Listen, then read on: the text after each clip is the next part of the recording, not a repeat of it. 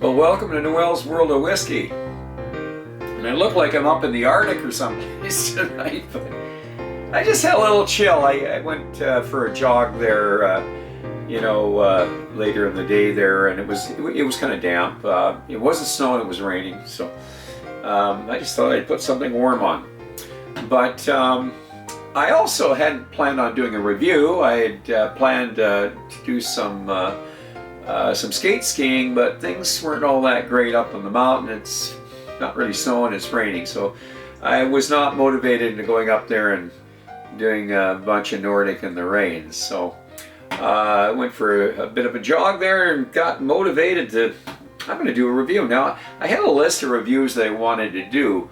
One of my big problems is trying to get these reviews done. I'm a very outdoorsy person. I have a lot of, I work. I have a lot of other things going on. And maybe people kind of wonder, well, how important are these reviews to you? They're pretty important. My reviews seem to take longer than most people because I like to do a lot of research on what I'm reviewing. I like to research the distilleries. I like history. I like to tell the story. So I have a tendency to put more time into it, and sometimes maybe too much time. But how important is it to me? It is important, but is it the most important thing to me? No. My family is.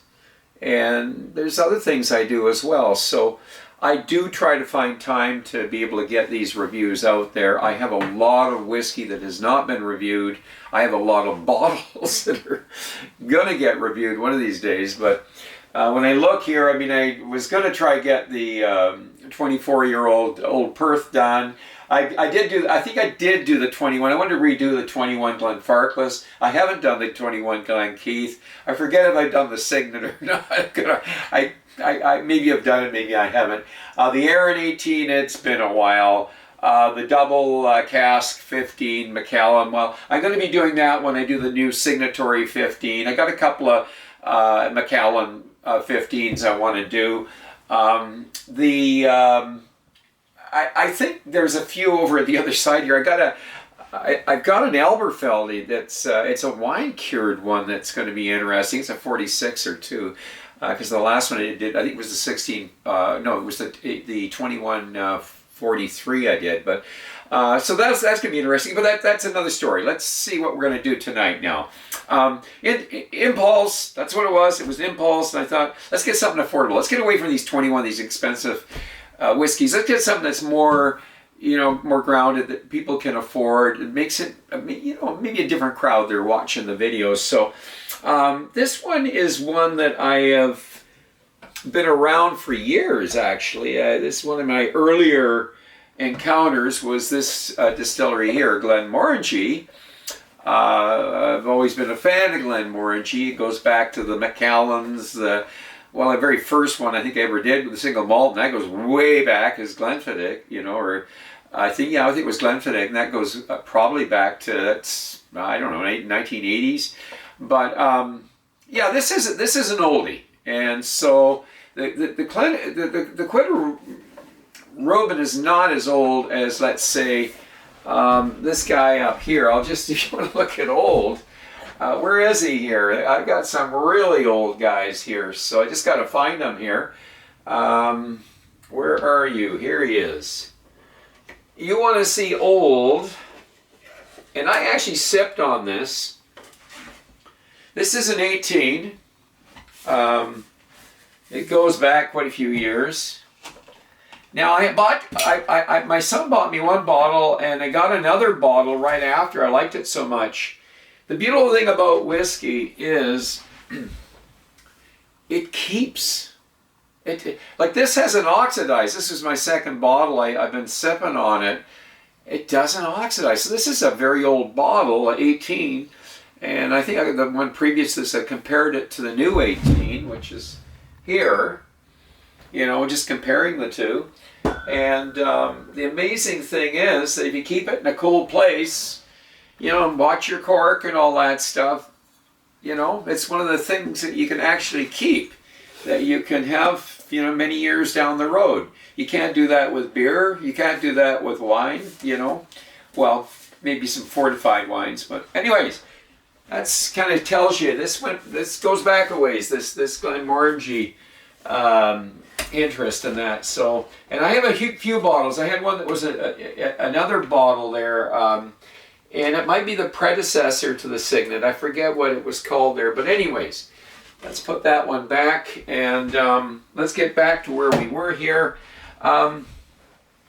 The other whiskey that my daughter bought me this one here, and it's called Nectar D'Or. So Nectar D'Or. So this guy here was finished in Sauternes. Actually, I've got everything on this on the phone here. So give me a second here. Let's take a look here. Yeah, this one was finished in Sauternes barriques.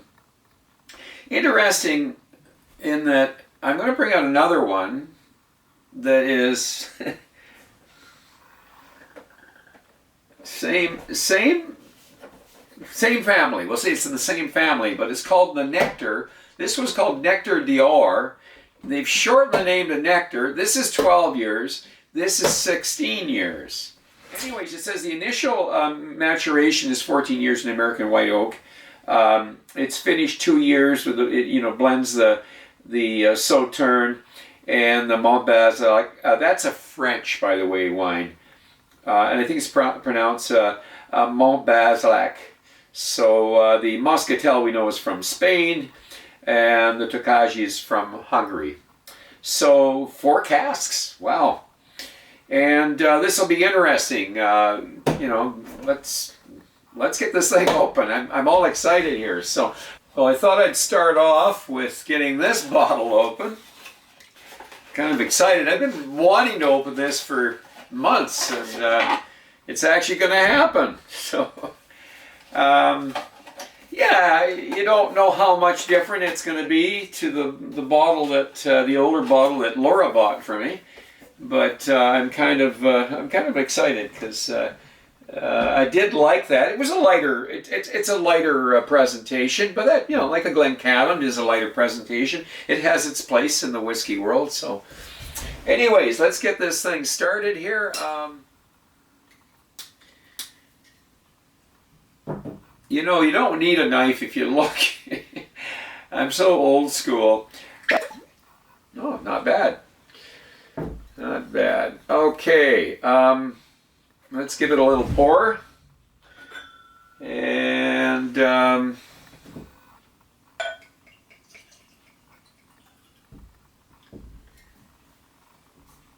going to pull the other bottle out. So this is the 4-cask finish, 16.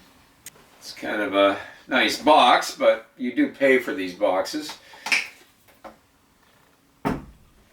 So there we are. And again, old cork. And we'll do the same thing again here.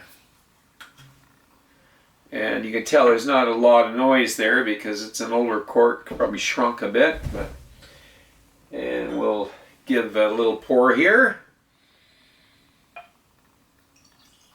Now both of these are 46, okay? I'll bring them up just so you can take a peek at them there.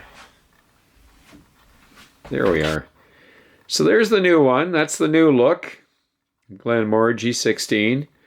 And this is the old look there. I don't know if you can... There, that's the older style bottle, okay? Yeah, you can see the legs. Yeah, it's got its legs, but... this is the 12-year-old, by the way. You can see the legs there. So the one on the right is the 12, and the one on the left is the 16. God, the colors are almost identical, aren't they? So are they using? Are they coloring these? They must be. They're just too damn consistent. So yeah, I was kind of surprised there. The color very much, considering there's 16 here and 12 here, but. I'm suspicious that the color's been added. So anyways, I'm going to nose the 16 here, okay? We'll start off with the 16. Very fruity. and lots of floral notes. Almost a typical of what I was expecting of the, because of the Nectar D'Or, I do recall it was very much fruity and floral. Considering it's 46%, there's no alcohol or anything coming through, so just lots of fruit, pears, pears, a bit of apple, maybe some grape, but tangerines. It has a very nice nose. It's quite a pronounced nose. I was kind of I mentioned Glencaddam. I was sort of thinking maybe it was going that direction, but no, it's definitely not Glencaddam. It's a Glenmorangie for sure. Let's try the 12 here and see what the 12 is all about. This is something I should know. You can see through the years I've been, I partake in this 12 numerous times, but yeah, it's different.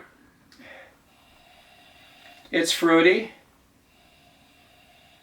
Not quite as pronounced as that, or was it as intense a nose, but just a little bit lighter, that's all. But lots of fruit going on here. Like really pears, pineapple, maybe some tropical stuff going on. They say Sauterne. This whiskey's been around a while and it's still got a good nose to it, boy. Here comes the flowers. Okay. So they're both good noses, but this is a little different. Boy. So we're going to get right into it. Let's get into the palate of the 16-year-old Slàinte Mhath.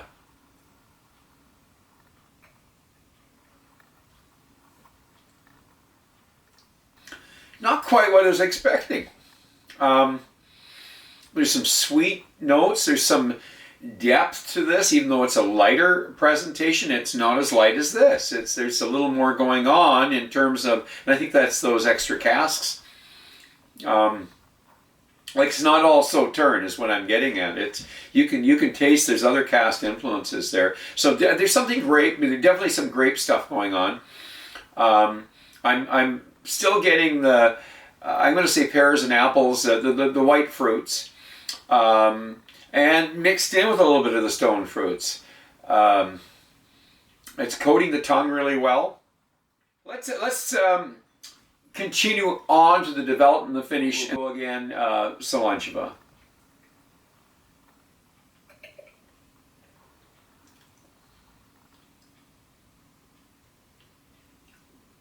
Yeah, I like this. I really do. It's got another dimension to it. It's light, but it's not as light as the old 12 Nectar. There's other things going on here. And the grape influence, certainly I'm tasting the stone fruit, and maybe the best way to describe it is if you mixed a bunch of apples and pears in a salad and then you threw raisins in it, you get that, a little bit heavier sweetness. There's a bit of body to it there. It's going to be a medium finish is what it's going to be. Now, we'll do the palate, clean the palate. So the Nectar D'Or, Slàinte Mhath.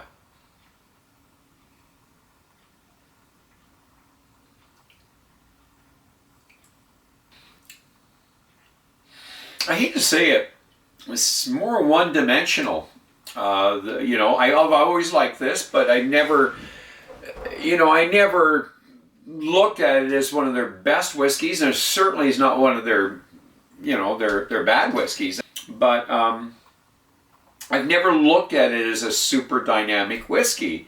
It's a nice presentation. I think my visitors enjoy this, and they probably drank more of this. They seem to enjoy it more because it is a lighter whiskey. It's a lighter presentation from Glenmorangie. Nothing wrong with it.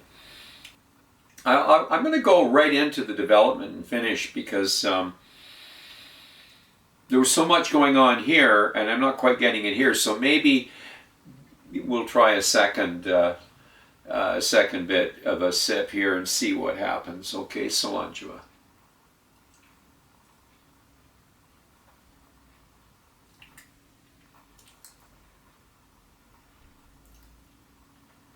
Yeah, there's a little more there. Yeah, I think it's just the contrast, from that to this was it doesn't have the forecast influence, obviously, and I'm really noticing the difference in that this is it's kind of straight down the line. It's pears and peaches maybe, and a bit of apple. Not as much raisin in here. It's definitely a tasty drink. There's no question about it. For most people, they're going to really like this. 12 years. I was going to mention something, but maybe we go back and we'll do one last taste there. I'm going to mention something that's different in the two. I'm not going to mention it right now, but there's something definitely different in the two. But the finish isn't quite as long here. We could add a little bit of water, just a wee bit. I'm using the drop. The dropper here will be plenty, and I'm going to just say a couple drops, okay?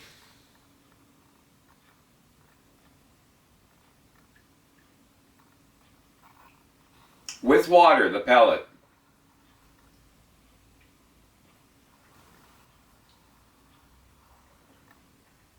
I wouldn't want to add any more water.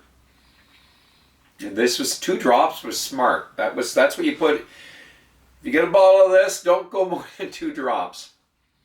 I'm getting sweetness. I taste a little bit of the malt. Now, what I was going to say was different is almost disappearing here. I could taste a little bit of the wood here. When I didn't add the water, it's disappeared. I'm not tasting it now. So, but sweetness and the cinnamon notes, chocolate. I mentioned the chocolate, but not dark chocolate. It's a lighter chocolate, almost like a milk chocolate, white chocolate maybe even. But a tasty dram. Let's get right into that other guy there before things fade here, and see what the 12 does. The 12 with water, the pellet.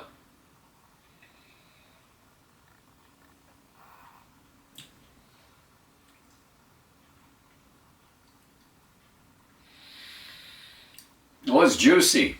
Juicy fruit gum. That's juicy fruit gum. That's the first thing that hit me. Again, almost one-dimensional. It's bringing out a lot of sweetness. You got the pears, peaches, apricots, wee bit of cinnamon going on, milk chocolate. Yeah, I'll throw the milk chocolate in. Not as much as the 16. That's it. Pretty easy to. This was actually quite easy. This one here. Well, we've reached that point in this segment of the video that I think it's time to give these guys a score. I've scored this before. I did a video of this. It's going back a few years, but and I scored this 85. I don't think I'll give it an 85 tonight. Now, I did score a little on the high side back then, and I'm not saying it's a bad whiskey. In fact, my company would say it's a heck of a good whiskey. But I feel that this 16-year-old is just a little more dynamic. The forecasts, I think, give it a little bit more to offer. Overall, this would be an 85, 84, 85, somewhere in that area. I think I would squeak this down to an 83, 84. It's still a really good whiskey. I am going to check and see. I'm trying to remember if they're still doing. They did have the 12 available. I don't know if it's still available, but you can check on that in your area. The 16, yeah, it's out there. I really believe this is worth an investment. if you're a Glenmorangie fan. So this segment of the video ate up too much time. I was planning on doing the additional 3 bottles there. We were going to compare the new and the old on the Queen of Reuben. We had the Cadwell 15 that we were going to throw in, and the Palo Cortado. Maybe that was asking too much for the video, but it's going to be cranking up 45 plus minutes. I felt, let's break this into part 1, part 2. So we'll call this part 1 segment. And on that note, I'm going to ask you to drink wisely, drink intelligently, and do not drink and drive. And until the next time, Slàinte Mhath.